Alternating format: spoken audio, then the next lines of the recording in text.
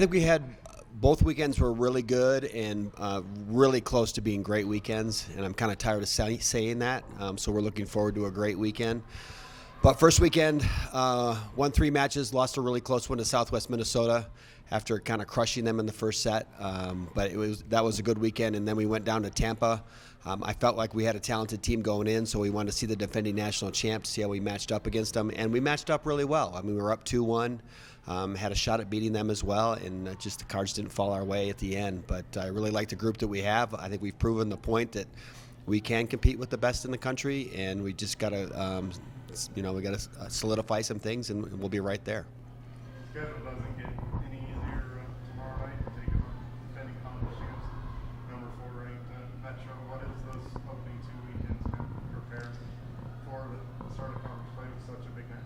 Yeah, I mean, we always like to schedule tough just to see where we are with the rest of the country. I think it's almost unfortunate that we're playing Metro so early because I think both teams are still in recovery mode. I mean, they're coming off the Premier tournament as well. I mean, obviously we're really looking forward to playing Metro, and I think we match up really well against them.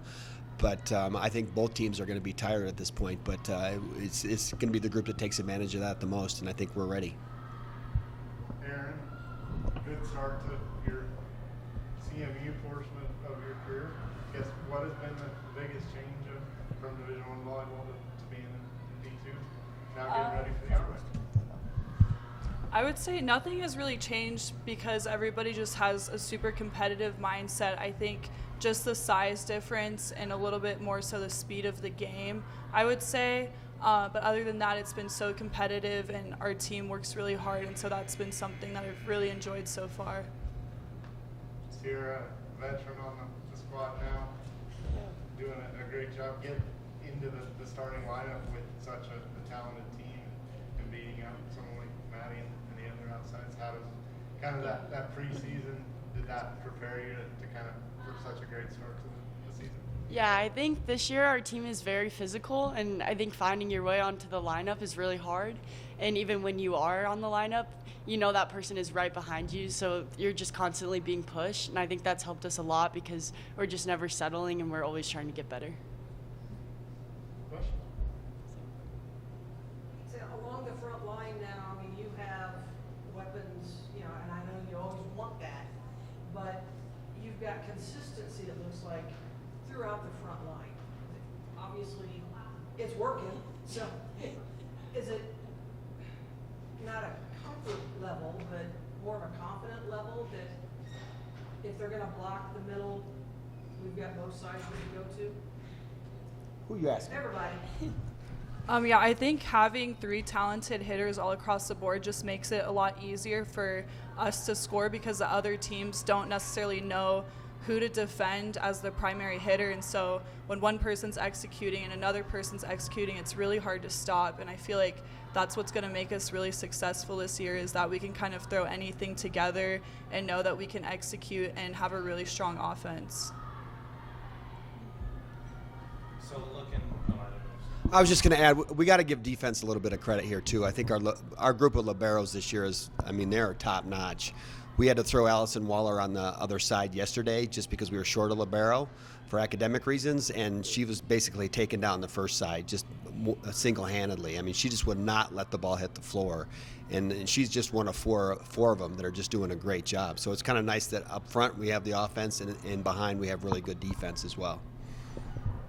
so looking ahead, you guys, have the tough match against Metro tomorrow. On Friday, you get to finally bring back to the home court. How's that feel for you guys as players? How's that feel for you, coach?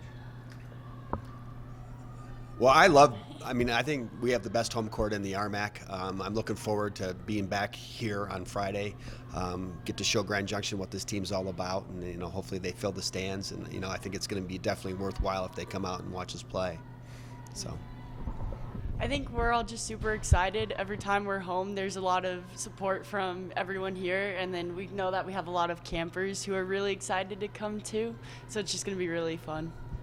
And this is going to be my first home match, and so it's just really exciting to start my career again at home relatively early. So I think the atmosphere and everything, I'm really excited and looking forward to seeing how many people come out because I've heard it's pretty cool. So.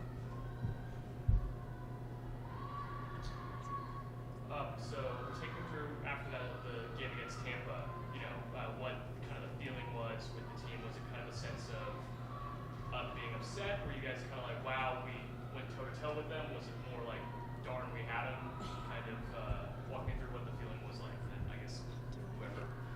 I think going into that match, we all really wanted to win, but we didn't necessarily know what to expect since that was such a highly ranked team. But I think after, it was just so hard because of how close we were, and our stats kind of surpassed theirs in a lot of ways. And so I think more than anything, it just gives us a little bit of confidence, like knowing how much potential we have moving forward, and just really glad that this was an opportunity at the beginning of this season to learn from it. Versus, at the end. So that's when it really matters, and I hope we get to see them again and just really show everybody what we're capable of. I was just going to agree with Erin. I feel like everyone after the game, we were all pretty bummed because we were right there. But it was cool to see, and it was nice because we were not only just playing against the number one team, but we were actually competing with them. So I think everyone saw that, and we actually saw that we're a good team and we can actually go to the goals that we're setting for ourselves. I think, anytime teams play a top-ranked team, you want to elevate your game. But it looked like you guys were just, this is how we're going to play. It didn't look like you were over-trying, doing anything like that. It was like, well, we're just going to try to go toe-to-toe. Was that kind of the mindset going in, is we're going to be us and see what we got? Sure. We knew going in that it was a number one ranked team, so we knew that we had to play really hard. But in all of our huddles, we talked about we know how much work we've put in, so we were just focus on our side and make things happen, and then the rest will come. Yeah, and just kind of adding on to that, we just kind of learned whenever we were playing at our standard and what we've been, setting in our gym, that was whenever Tampa kind of slowed down their game a little bit. So it just shows when we're on and we're playing our level of volleyball, then other teams can't stop us. And I think our biggest challenge now is just making sure that in the moments when there's a lot of pressure, that we continue to play our level of volleyball instead of kind of pulling back a little bit. To the point you guys are talking about right now, I mean, chip on the shoulder is a big cliche and everything, but this is MSU Denver, obviously a game that you probably would have had circled on the calendar. Can you talk about the kind of excitement levels, the pumped upness to kind of get that fight back? Oh, yeah. I think, again, this is just another opportunity to prove what we have and how much talent we have. And so, especially coming off of Tampa, I'm so excited to play this game because I think we can pull it off if we really have that belief. And I think our team does right now. So it'll be really cool to start a conference off with that matchup and just kind of set the tone for the rest of the season. Coach, are you pulling any strings there? Are you managing emotions, et cetera, for this game? Me personally? Yeah, sure. For the team. No, not necessarily. I mean, I think they've kind of nailed it on the head. I think we all feel that we're really good when we bring it in. Like Erin said, we set the standard for ourselves. And it's what's interesting for us is we had no idea going into Ordigger how good we were because we're matched up against each other in the gym the whole time. So and it's fun when we actually get somebody else on the other side of the net. And even if it's Tampa, it says, hey, you know what? We can beat these teams. So I don't think we necessarily need to manage emotions. I think the whole group has been really professional this year about our approach. I mean, we have very definite goals, and one of those goals is, to win the RMAC and do really well in the conference. So it's not like I have to get them fired up in practice. Yeah, I give them some reminders here and there. But yeah, this is a pretty easy group to work with.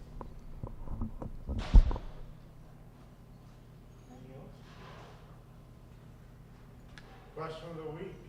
Doesn't have to be related to volleyball, but favorites or dream road trip that you have or would like to take. So it can't be an island. I guess my dream road trip would be kind of driving up the coast, the West Coast. I lived in LA for a couple years, but I wasn't able to travel anywhere because of volleyball. So just kind of seeing how pretty all of that is, I'd really want to go explore all the way up to Washington. One day I want to go on a road trip and hit all 50 states and then stop at a couple places in between. I've been to 48. So I'm going to follow Erin's path, and I want to go to Seattle in early December. Road trip up there. Maybe even fly if we have to. So.